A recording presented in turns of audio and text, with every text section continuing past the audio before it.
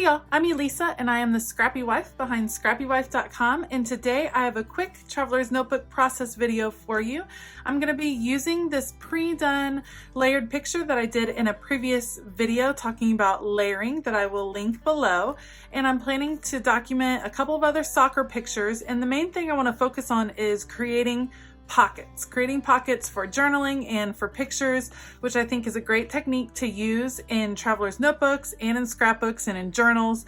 Pockets are so fun and interactive, and they really add something interesting to your projects. So I'll be using this Tim Holtz die right here in my Jane Davenport die cutting machine. I've picked some paper that I think complements my picture pretty well. And then I have these leftover soccer stickers from way back in the day. I just found these in my stash and I thought I would try to use them. I will put you on fast forward and we'll see what happens.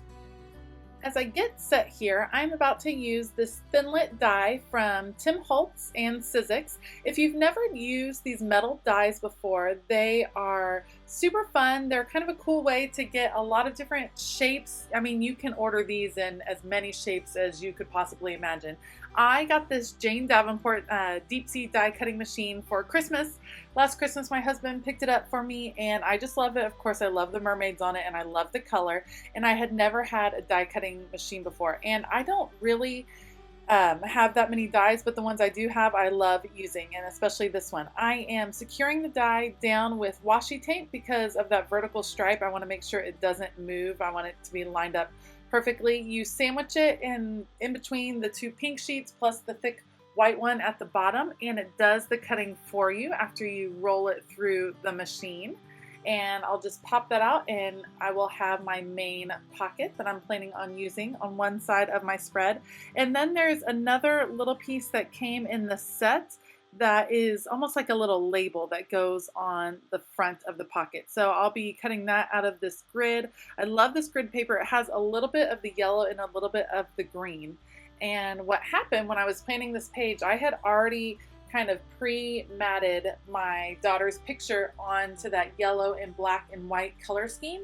And then I found these soccer star or these soccer stickers that I wanted to use because I just don't have very many soccer pictures to use them on, and they were all green and black mainly. And so I wanted to kind of combine the yellow and the green and the white and the black, and this paper that I pulled kind of did it perfectly. So I pulled the grid, the label paper, and then I will be attaching that to my label. I'm moving things off to the side and getting all set to go.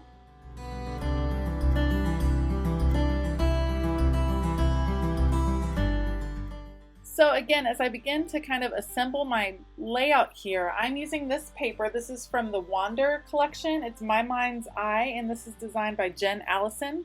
And I will be sure to link this paper, the 6x6 paper pad, in my corresponding blog post over on scrappywife.com. I always link all the supplies over there, so you can just check that out if you're interested in knowing some more specifics about the supplies.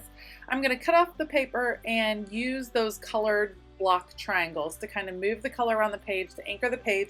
I'm trying to incorporate that green and the yellow to get a good mix so that I can use that photo that I've already done some layering on.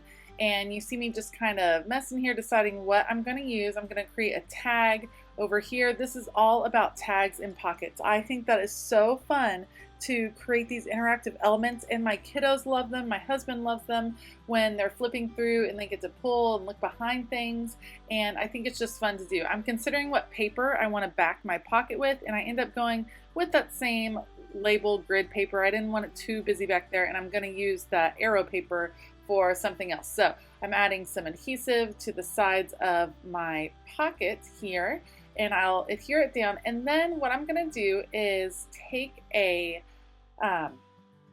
pair of scissors, and I need to cut slits in that pocket so that I can insert these pictures.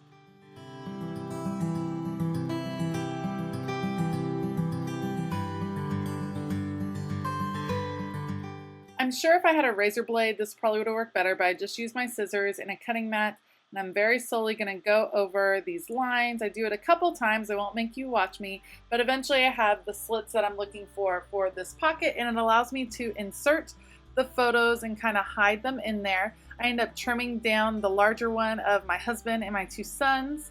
He was their coach this year, and it was super fun and super cute. And I trimmed that down a little bit, and then I also end up adding a tag over in this grouping to break up the photos and to give me another place to journal.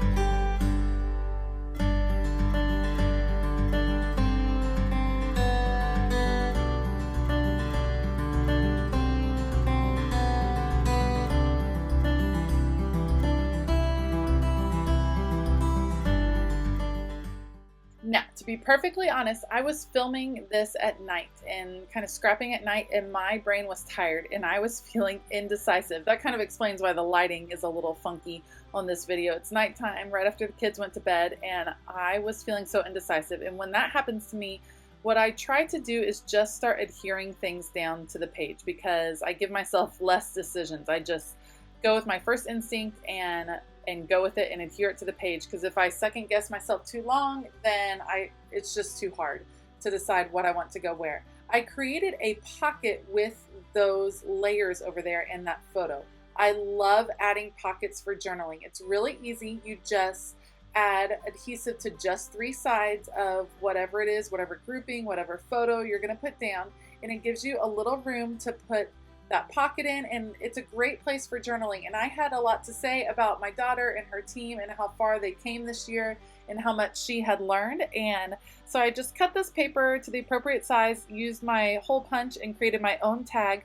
Over at scrapbook.com, they actually offer a set of those metal dies that will create a huge variety of tag sizes, and it is on my wish list. I will get it someday, but just haven't quite saved up for that yet. So I just trim out my own tags to use, and I decide, okay, I got to make some decisions over here. I go ahead and add that label, and then I figured I better just figure out how I'm going to want these. I'm just going to put them down, put down this thing, and see where I go from there.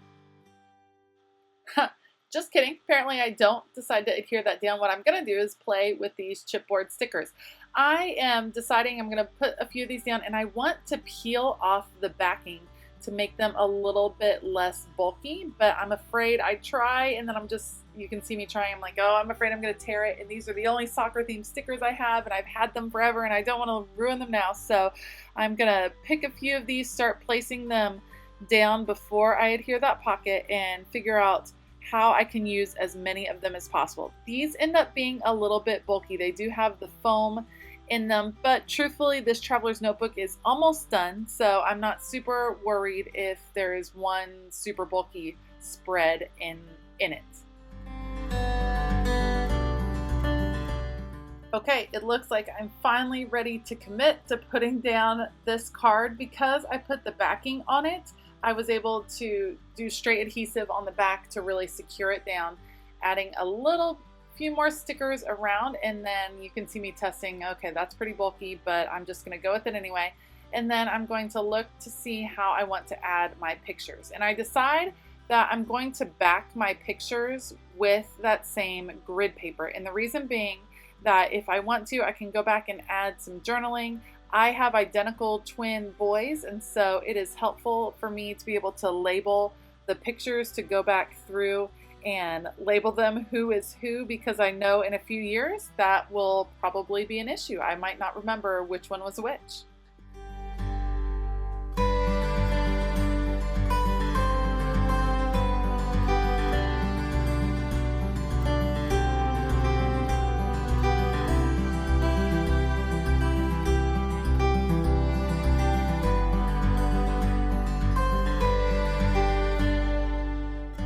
Once I'm pleased with how those are nested in, I decide I definitely do want another tag. It'll be smaller over here, and again, I'm just free-handing it. I could draw it out with a ruler and be exact, but my traveler's notebook is a chance for me to just let go a little bit, so I don't worry too much about how perfect it is. And I think that's a good lesson for all of us, to just have fun. Just cut the paper, just have the fun, and worry a little bit less about all the straight lines, unless it's just absolutely vital to what you're doing. You see me wanting to add just one more little sticker, and in the end I added to that tag thinking, well, that's cute, it'll make that tag stick up just a bit more.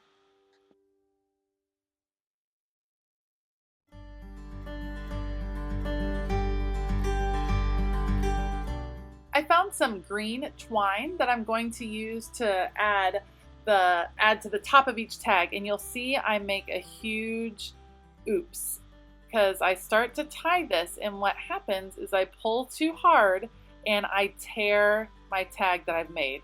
And you'll see me, oh, what am I gonna do? And I considered, do I throw away the whole tag? But I didn't have any more of this paper and I'd already cut it. And I decided, okay, I can problem solve. Here we go. So I'm gonna take that grid paper, I put some adhesive at the top of the tag, and I'm just gonna reinforce with that grid paper on one side and then some black and white grid washi on the other side, and it all ends up working. It ends up matching. It adds another tiny little detail to that tag, which is nice, and I get to cover up my mistake, and no one knows the better except for all of you watching the video.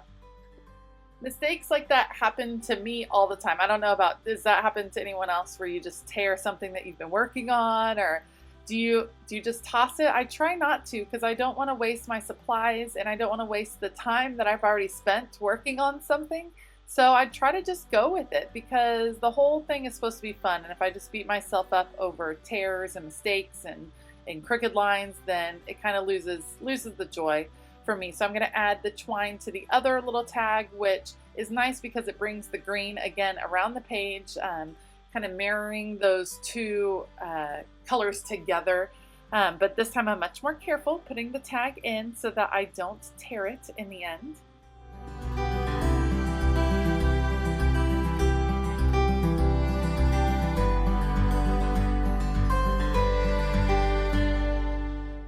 So I don't have any soccer themed stamps, which I might want to pick up because it looks like my kids are going to be into soccer for a good long time. But I decided to add some stamping. I love these little mini stamp alpha tile stamps. I picked mine up at Target. They have them at Hobby Lobby, Joann's. I've seen them around for about $2 a piece. And these are kind of the sports marquee letters. I'm adding Go Team there on that label. And then you'll see me, I decided, okay, well, I'm going to add some more. So I stamp out cheetahs on the tag. That's the name of my daughter's team.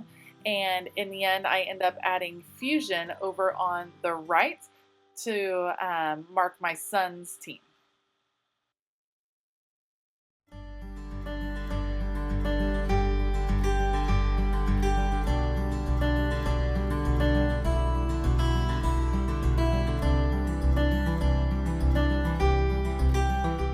My final step will be to add some journaling on the back of both the tags. And again, I also have space that I can go back and add some journaling on each of the pictures as well. That is the beauty of pockets. Pockets are so fun because there's so many little nooks and crannies that you can add journaling and pictures. And I am just loving, loving, loving pockets in my traveler's notebook. If you enjoyed this video, I would love it if you'd give it a thumbs up and consider hitting that subscribe button. Otherwise, I hope you have a fantastic day and that you are experimenting in your traveler's notebook. As always, keep it creative.